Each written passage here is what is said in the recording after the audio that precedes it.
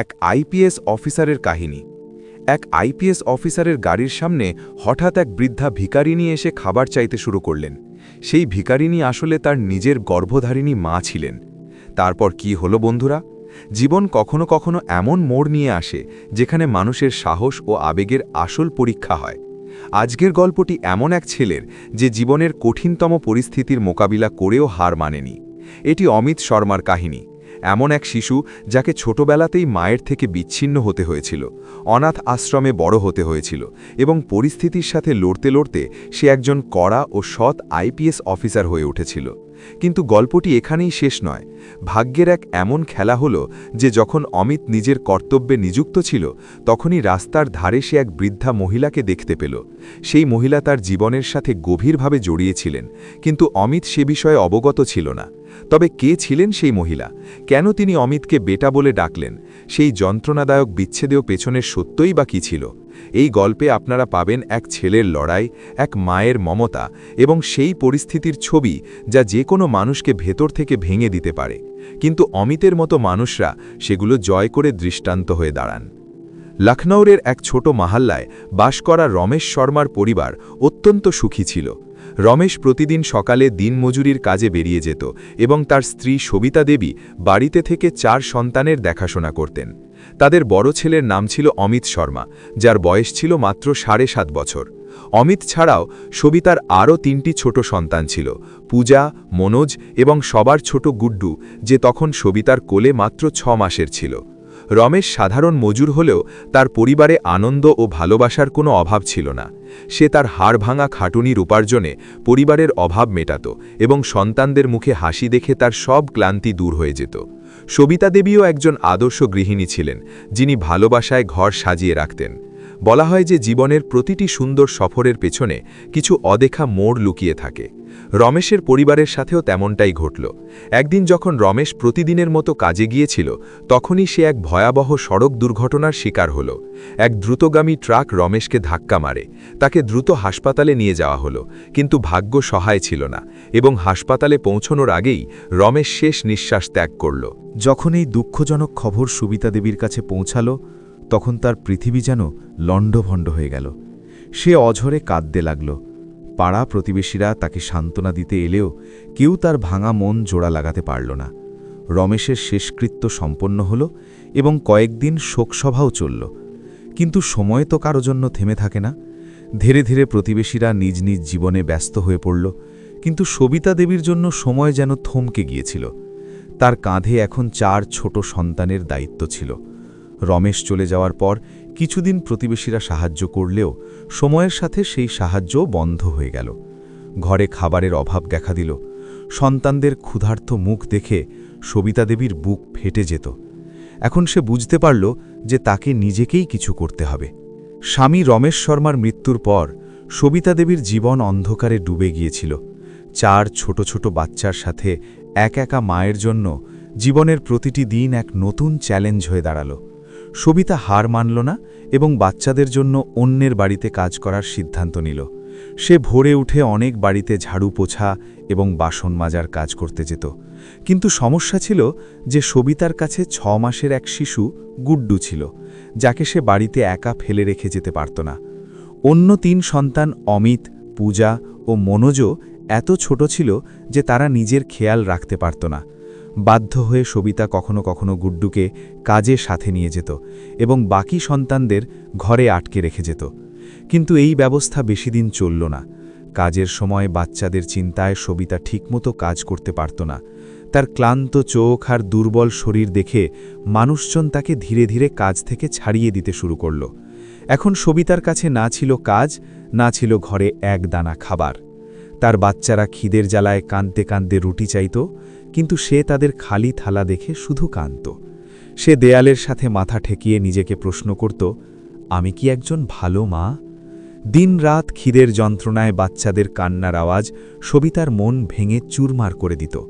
সে রাত জেগে ভাবত, আমার বাচ্চারা না খেয়ে মরে যাবে, আমি কি করব?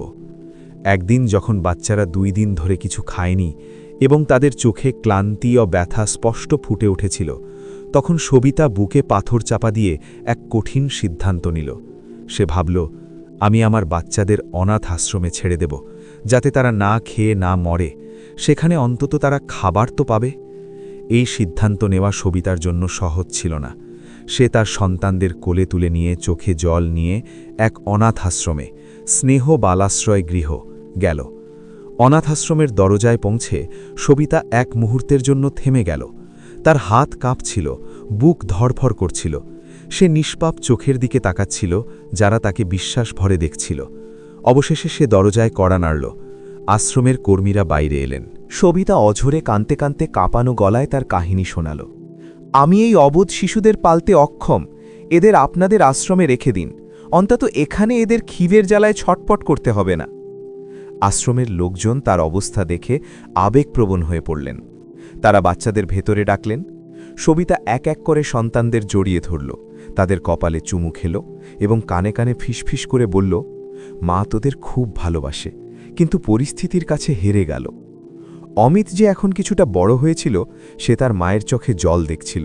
সে বুঝতে পারছিল না মা কেন তাদের ছেড়ে যাচ্ছে।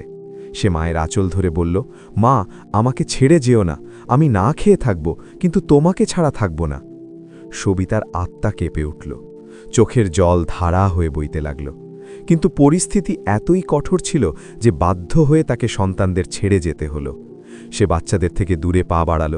প্রতিটি পদক্ষেপের সাথে তার হৃদয় ভেঙে যাচ্ছিল। সে বারবার ফিরে ফিরে সন্তানদের দেখছিল, যাদের নিষ্পাপ চোখে এক প্রশ্ন ছিল, মা, তুমি কি আবার আমাদের সাথে দেখা করতে আসবে? সবিতা চলে যাওয়ার পর বাচ্চারা ধীরে ধীরে অনাথ আশ্রমের পরিবেশের সাথে মানিয়ে নিতে শুরু করল। অনাথ আশ্রমের কর্মীরা বাচ্চাদের খেয়াল রাখতেন, কিন্তু মায়ের মমতার জায়গা কেউ নিতে পারে না। সময় বয়ে গেল। কিছু সময় পর অমিতের ছোট ভাইবোন পূজা, মনোজ এবং গুড্ডুকে দত্তক নেওয়ার জন্য মানুষ এলো। কিন্তু অমিতকে কেউ দত্তক নিতে চাইল না, কারণ সে কিছুটা বড় হয়ে গিয়েছিল। অমিতের চোখে আবার সেই একই প্রশ্ন ছিল, আমি কি কারো কাছে স্পেশাল হতে পারব? কিন্তু অমিত হার মানেনি। সে ঠিক করল যে একদিন সে তার মাকে খুঁজে বের করবে এবং নিজের জীবনকে এতটাই বড় বানাবে যে কেউ তাকে অনাথ মনে করবে না। ওদিকে সবিতা দেবীও পুরোপুরি ভেঙে পড়েছিলেন। সন্তানদের ছাড়ার পর সে এদিক ওদিক ঘুরে বেড়াত, কাজ খুঁজত, কিন্তু মনের শূন্যটা তাকে শান্তিতে বাঁচতে দিত না। ভাগ্যের নিষ্ঠুর খেলায় একদিন রাস্তায় হাঁটতে হাঁটতে তার অ্যাক্সিডেন্ট হলো। যখন তার জ্ঞান ফিরল, তখন সে হাসপাতালের বিছানায় ছিল। এই দুর্ঘটনার পর তার মানসিক ভারসাম্য বিগড়ে গেল। সে সন্তানদের নাম তো মনে করতে পারত, কিন্তু কোথায় তাদের ছেড়েছিল তার সব ভুলে গিয়েছিল। অনাথ আশ্রমে থেকে অমিত শর্মা তার স্কুলের পড়াশোনা শেষ করল। সে একজন মেধাবী এবং পরিশ্রমী ছেলে ছিল, কিন্তু তার মনে সবসময় এক শূন্যতা থাকত, বাবা মায়ের ভালোবাসার অভাব। অমিত প্রায়ই জানলা দিয়ে সেই মানুষদের দেখত যারা বাচ্চাদের দত্তক নিতে আসত। তারা ঝকঝকে দামি গাড়িতে আসত, দামি পোশাক পরত। অমিত ভাবত, কাশ আমার জীবনে যদি এমন হতো, বড় গাড়ি হতো, ভালো পোশাক থাকত, আর লোকে আমাকে সম্মানের সাথে দেখত। অমিতের মনেই কিছু হওয়ার স্বপ্ন জাগতে শুরু করল। সে বুঝতে পেরেছিল যে দারিদ্র্য শুধু পেট নয়, আত্মাকেও ক্ষুধার্ত রাখে। যখন অমিতের 18 বছর বয়স হলো, তখন নিয়ম অনুযায়ী তাকে অনাথাশ্রম ছাড়তে হলো। সে এক ছোট ব্যাগ নিয়ে বাইরের দুনিয়ায় পা রাখল, কোনো সাহায্য ছাড়া, কোনো গ্যারেন্টি ছাড়া, শুধু নিজের সাহসের ওপর ভর করে। অমিতের না ছিল থাকার জায়গা, না কোনো চাকরি, কিন্তু তার ভেতরে এক আগুন ছিল বড় কিছু করার। সে পুরো শহরে কাজের সন্ধান করল। একদিন অনেক ঘোরার পর সে এক খবরের কাগজ বিক্রেতার কাছে কাজ পেল। ভোরে উঠে এসে মানুষের বাড়িতে কাগজ দিতে শুরু করল। এই কাজ ছোট হলেও অমিতের জন্য এটি এক আশার আলো ছিল। অমিত ভাবল, যদি এই পৃথিবীতে এগোতে হয়, তবে পড়াশোনাই হলো তার সবচেয়ে বড় অস্ত্র।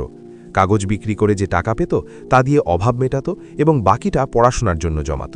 দিনে পড়াশোনা, সকালে কাগজ দেওয়া এবং রাতে ক্লান্ত হয়ে ফুটপাতে ঘুমিয়ে পড়া, এটিই ছিল অমিতের রোজকার জীবন। সময়ের সাথে সাথে কাগজ দেওয়ার পাশাপাশি অমিত জুতো পালিশ করা, গাড়ি পরিষ্কার করা এবং টিউশন পড়ানোর মতো কাজও করেছে। কিন্তু অমিতের মুখে কখনো ক্লান্তি থাকত না, কারণ তার স্বপ্নের উজ্জ্বলতা সব কষ্টকে পেছনে ফেলে দিত।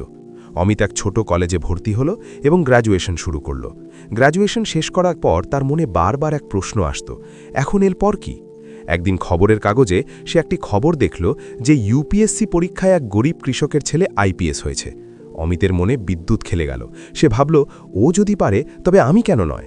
সেই দিনই সে প্রতিজ্ঞা করল যে তার একমাত্র লক্ষ্য হল আইপিএস হওয়া।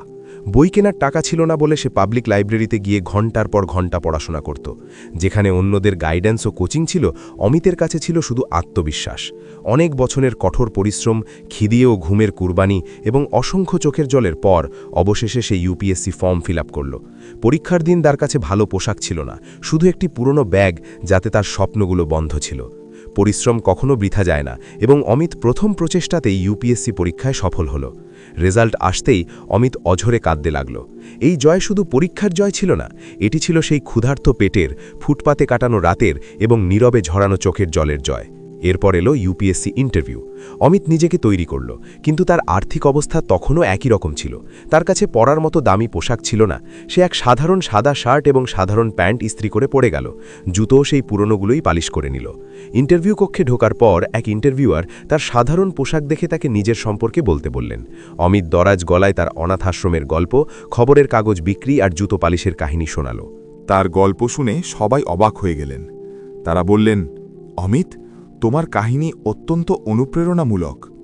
এরপর তাকে রাজনীতি, সমাজ ও আইন নিয়ে প্রশ্ন করা হলো এবং অমিত প্রতিটি প্রশ্নের উত্তর আত্মবিশ্বাসের সাথে দিল। রেজাল্টের দিন অমিত এক পরিচিত শেঠজির গাড়ি পরিষ্কার করছিল। সেই শেঠজি অমিতকে রেজাল্ট দেখে জানালেন যে সে আইপিএস হয়েছে। অমিত আনন্দে শেঠজিকে জড়িয়ে ধরে কাঁদল। তার কাহিনী পুরো মহল্লায় ছড়িয়ে পড়ল। এরপর ট্রেনিং শেষ করে তার প্রথম পোস্টিং হল শিবগঞ্জ জেলায়। এখন সেই অমিত যে রাস্তায় কাগজ বিক্রি করত, সে সরকারি গাড়িতে চড়ে ঘুরে বেড়াত। একদিন একটি মামলার মিটিং শেষে ফেরার পথে হঠাৎ এক বৃদ্ধা মহিলা তার গাড়ির সামনে চলে এলেন। অমিত গাড়ি থেকে নামল। মহিলাটি অত্যন্ত দুর্বল এবং জরাজীর্ণ অবস্থায় ছিলেন। অমিত কাছে যেতেই মহিলা কাঁপানো গলায় বললেন, বেটা, তুই এসে গেছিস, আমার জন্য খাবার আনলি না? বেটা শব্দটি শুনে অমিতের মনে এক অদ্ভুত অনুভূতি হল। সে মহিলাকে একটি হোটেলে নিয়ে গিয়ে নিজের হাতে খাবার খাওয়ালো। এরপর তার চিকিৎসার জন্য তাকে হাসপাতালে ভর্তি করালো। 6 মাস পর হাসপাতাল থেকে ফোন এলো যে মহিলাটি এখন সুস্থ। অমিত তাকে নিজের বাড়িতে নিয়ে এলো। সেখানে কথায় কথায় মহিলাটি তার পরিচয় দিলেন। তার নাম সাবিতা দেবী, স্বামী রমেশ শর্মা এবং তাদের বাড়ি লখনৌতে ছিল। যখন তিনি জানালেন যে খিদের জ্বালায় তিনি তার সন্তানদের অনাথ আশ্রমে ছেড়েছিলেন এবং তার বড় ছেলের নাম অমিত শর্মা ছিল, তখন অমিতের হাত থেকে জলের গ্লাস পড়ে গেল। সে তার মাকে জড়িয়ে ধরে বলল, মা, আমিই তোমার অমিত। মা ও ছেলের এই পুনর্মিলন অত্যন্ত আবেগপূর্ণ ছিল। সাবিতা দেবী জানালেন যে অ্যাক্সিডেন্টের কারণে তিনি স্মৃতি হারিয়েছিলেন, তাই সন্তানদের খুঁজতে পারেননি। এরপর অমিত তার ক্ষমতার সাহায্যে অন্য ভাইবোনদেরও খুঁজে বের করল। সে দেখল পূজা, মনোজ আর গুড্ডু যে পরিবারে আছে সেখানে তারা খুব সুখে আছে। অমিত ঠিক করল তাদের বর্তমান সুখী জীবনে সে ব্যাঘাত ঘটাবে না। পরবর্তীতে অমিত নেহা নামে এক সংস্কারী মেয়েকে বিয়ে করল এবং তারা মা সাবিতা দেবীকে নিয়ে সুখে শান্তিতে থাকতে শুরু করল। অমিতের এই কাহিনী আমাদের শেখায় যে জীবন যত কঠিনই হোক না কেন, যদি লক্ষ্য স্থির থাকে এবং পরিশ্রম করার মানসিকতা থাকে, তবে যে কোনো বাধা অতিক্রম করা সম্ভব।